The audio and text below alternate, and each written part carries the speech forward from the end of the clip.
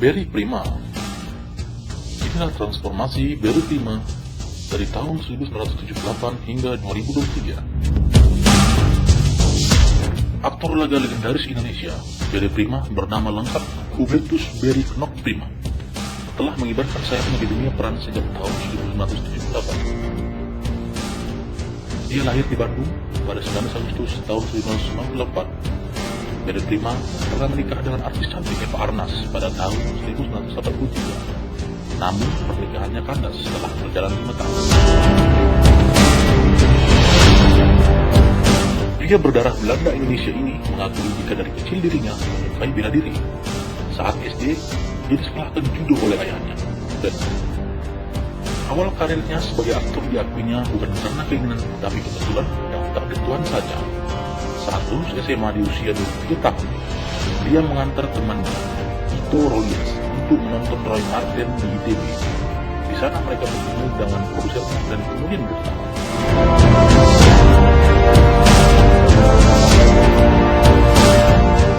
Aktor legendaris ini telah memainkan lebih dari 60 film.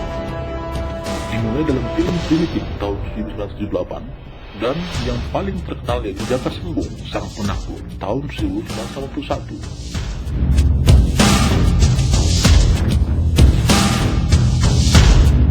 Film ketiganya yang bertajuk Jaka Sembung merupakan film yang legit namanya hingga dia selalu dipanggil dengan nama tokoh yang diperankannya, Jaka Sembung.